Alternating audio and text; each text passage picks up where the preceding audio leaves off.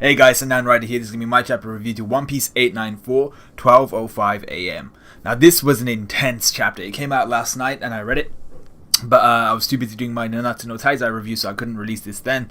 But yeah, this was an intense chapter, and it was, from the get-go, it was quite fast-paced and everything was going down. So we start off first with a cover page, which was usually they always have some tidbit of useful information, but this time it was really useful information. We have the Tontatas. They've been asked by King Riku to be his bodyguards to protect him at Reverie, to protect him to and at Reverie. So the real question here is, how will this tie into the whole Reverie arc and the whole Reverie storyline? There's got to be some form of benefit to the Straw Hats, I think, seeing as they'll have almost a bunch of allies really going to Reverie and attending Reverie and being in positions of power. So they're going to have King Riku there, they're going to have Vivi there, possibly the King of Alabasta. They're going to have, I'm not too sure who else they're going to have there. They're going to have the Tontatas there. So it's going to be pretty fun times, I think, for just an information standpoint, just having from some form of infiltration into Reverie, and then gaining some information from that. But I'm not too sure how they'd, unless they were specifically mentioned, whether the Tontatas or whether King Riku would even contact them and be like, hey, by the way, something's going on. So yeah, I think that will be important to coming down to the Reverie arc. So then we come to the actual chapter. We start with another flashback of Rayleigh, which I actually liked. I thought it was pretty good. And it shows Luffy struggling to control his Kenbun Shoku no Haki, his color observation.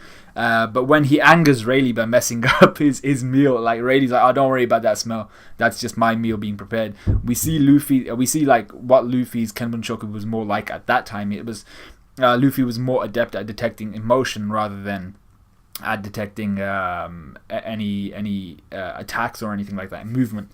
So Rayleigh's face when his meal gets dropped was hilarious. I thought, his face was just like, you son of a, and then he proceeds to knock the shit out of Luffy, and Luffy's like, I sense anger. So that was pretty funny.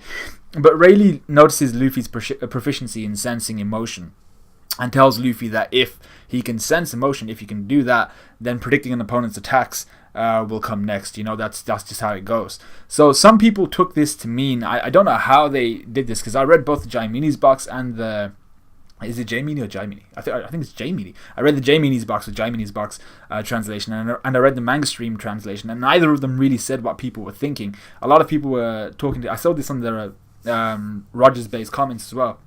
Some people took this to mean what Rayleigh said there about Luffy's emotions, that a small group of people who will be able to sense that Luffy's a part of a small group of people who will be able to sense the future with training of the Kenbun Shoku, because he's adept at sensing emotions. Now, I think this is a misunderstanding, a very large misunderstanding. All I think Rayleigh was saying here was that if Luffy can sense emotions so well, if he carries on to train and if he carries on training, the more complete his Kenbun Shoku will come or will become with time. Because sensing emotions is just part of Kenbun Shoku. That's like, he was just surprised that's where Luffy's Kenbun Shoku started. It didn't start with predicting attacks. It starts with predicting emotion, and Luffy was already adept at that. So I think he was just saying it's part of the process. This is how it's going to go. I don't think he was saying, because you sensed, because you're good at sensing emotions, you're going to be one of those people who can sense the future in the future. And I'm just like, I don't think that's what he was saying. I think he was just saying that this is all just part and parcel of Kenbun Shoku no Haki, so don't get too hype about that.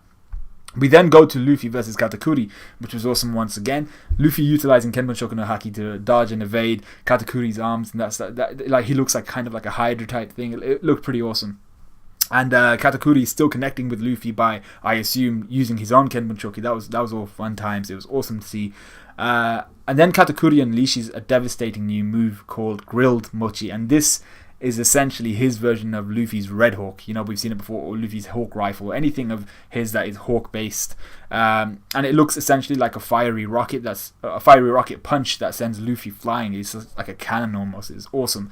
And the way he grows his arm back really does show, and it showcases how different Katakuri is to regular Paramecias, and Luffy being a Paramecia. It's just something that we haven't seen before. And I wonder if this ability of his, this uniqueness of his Paramecia, is it because of his awakening? Is that just what happens when you awaken your Devil Fruit? You're able to do that? Because even Doflamingo, I think Actually, with his clones, he was able to grow back body parts, but I'm not sure if he ever actually did that himself.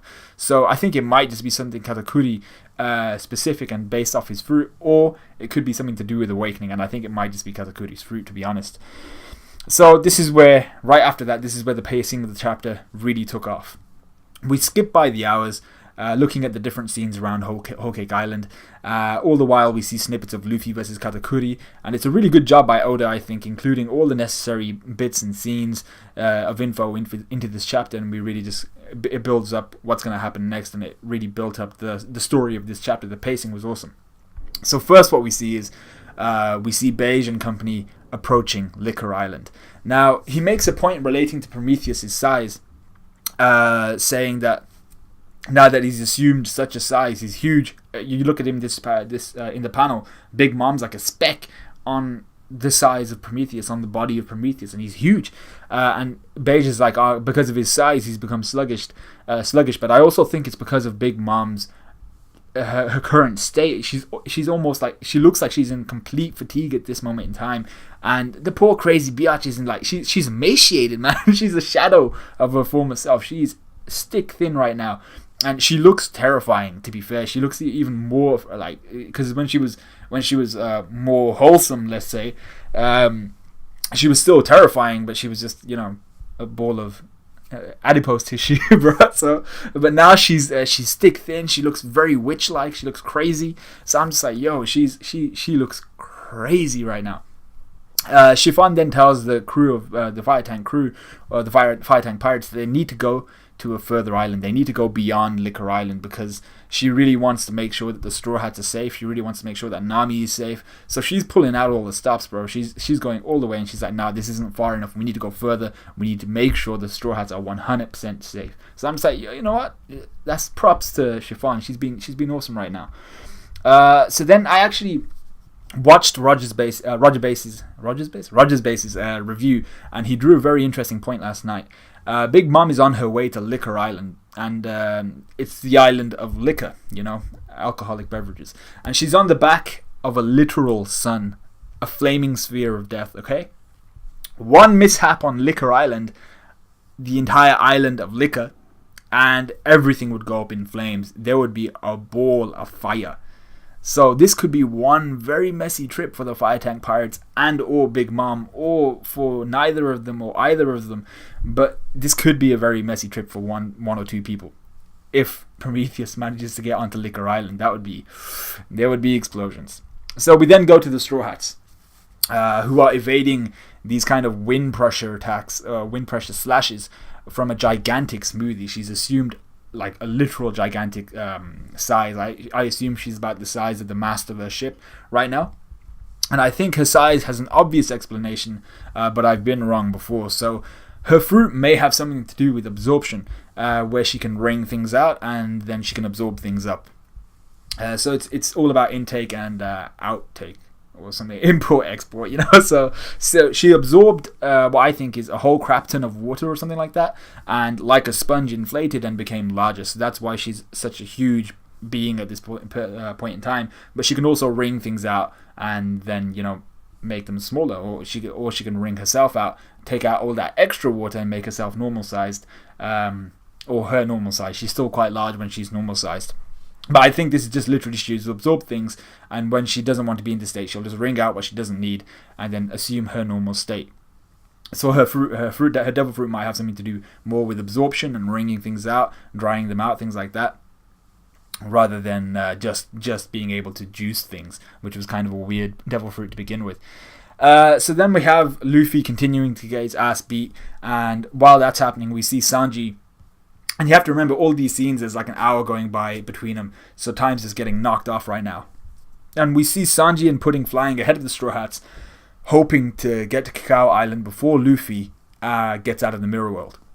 Now this was, I thought, a very necessary page to have in this chapter, just showing us where Sanji was going to be, and no like ass pulls like Fairy Tail where someone just randomly pops up out of the ground like, hey, I'm here to save you, and you're just like, weren't you in like Australia, bro? This is England. And you're just like, so yeah, it's none of that shit. We're seeing where Sanji's going to be, at what time, where he is, and it's necessary for the coming chapters, and it was a good page to include in this chapter. The whole pudding thing, I was like, yeah, whatever. Her whole bipolar thing, I'm just like, yeah, that's cool. I don't really mind at this point. It's just more how are you going to be important to the story coming. We then see the members of the Big Mom crew who are all gathering on Cacao Island waiting for Luffy, and obviously the people of Cacao Island are all just like, what the hell is going on? Why the Big Mom pirate? Why the Big Mom? Is it the Big Mom crew? I don't know. I don't even know what the actual crew is called, but why are the Big Mom pirates being so wary of the Straw Hat crew? We see the decuplets, so 10 children who no one really cares about, I don't think, but are batshit crazy, and they're not going to be good news. We've got Raisin, the 33rd son, and we've got Yuen, the 35th son. We've got Brownie, Jacond, and then, intriguingly, this was the key part, we have Snack, the former 4th Sweet Commander, the one who got beat by Mad Monk Rouge. So shit looks real dire for anybody trying to get on or off Cacao Island. I mean, if we have a former Sweet Commander there, so it's gonna be a messy thing, and all the Big Mom pirates, essentially, they're all the ones who've been named, all the ones who haven't been named, they're all there. So it's gonna be some crazy shit. And he just one thing I wanted to mention was that Snack actually looks like a rice ball. I'm just saying. The time then hits 12:05 a.m. with Luffy buried in the dirt and Katakuri shouting over to him, asking him if he's finished. Is this all you've got? Why are we done? All that type of stuff. So a lot of you will have noticed two things here, and I noticed two things here. One, it seems like Katakuri is trying to really groom Luffy here. He's almost encouraging him to beat him. Is this so he can finally say he met his match and to finally fail and relieve himself of the burdens that his family has placed upon him? The whole Katakuri, he never lies down on his back. He's never been defeated before. Katakuri is the perfect person, the perfect individual. He can do everything. Katakuri is the pinnacle of piracy. He's the pinnacle of a being in One Piece, in the One Piece universe. Is it because he wants to feel failure just that one time, or because he wants to fail? Or is it because of his respect for Luffy and his never having experienced defeat before, and he just wants to taste it? He wants to feel how it is, and who better to feel it from than Luffy, someone so similar to him in so many ways. So it could be either one of those two things, I think. I mean, especially when you look at his face at the end of this chapter, when Luffy goes into what he goes into, his face is just kind of like accepting of like, oh, I know where this is going, almost as if he's seen into the future and seen how it's going to end up for him. And I'm just like, Katakuri, he's so hard to dislike, even though he's not really a villain. People have mentioned before, he's more of an antagonist, but he's such a good guy, and I really like the dynamics he's presented to this chapter and the chapters that we've seen before. The second thing we noticed, or at least I hope, I think a lot of people would have noticed this actually, Katakuri and Luffy seem to foresee each other's comments in the future, and they respond to them as if they've already said these things in this chapter. Now, this makes for difficult reading, and it was a little confusing when I was reading through the chapter. They're just saying random shit, and I'm just like, they're acknowledging something, and they haven't said anything prior to that needed acknowledgement. So I'm just like, what the hell's going on? But then I realized, okay, they're acknowledging things that they would have said in the future but haven't said yet, but they're treating it as if it's already been said, if you get what I'm saying. So if you understood that point, I think you'd kind of get what was happening at in that last panel, or those last few pages, and it was okay. I was fine after that. I was like, oh, that's pretty cool. They're talking to each other in the future, kind of. So it's pretty cool. So then the chapter ends with obviously the hype bomb that everyone is going apeshit over, with Luffy going into Gear 4 once again, and he assumes a new mantle. He assumes a new title, Snake Man. This is a new model of Gear 4 we've never seen before. So the questions are always going to be, what will this new form look like, and what aspect will it focus on? I think personally it's got to have some sort of speed or mobility heightening form. It's got to be a speed or mobility heightening form. There's no way it's going to be anything else at this point. Luffy needs that speed, he needs that mobility right now because of his injuries, and because of how it would tie into Kenmon no Haki. If you're going to predict movements and all that type of stuff, you're going to try to evade, and you're going to try and land a shot while you're evading and while the other person's predicting your movements. It's got to be a mobility or movement or a speed-based form. And I really, really enjoy seeing new forms in this manga in general, but I'm happy we didn't go straight to Gear 5. I want to see Gear 4 fully fleshed out, fully utilized, and even improved to a certain point before Luffy goes on to another gear. So anyway, a really good chapter with an awesome ending, and next week, as all of you already know, should be hype. Another 15-minute review by the looks of things. So yeah, just enjoy the review. Hope you guys liked it. Let me know what you guys thought of the chapter. Like, comment, subscribe, all that good stuff. And I will see you guys hopefully later today with my One Punch Man review. I still have to read that, so I'll see how it goes. I'll see you guys then.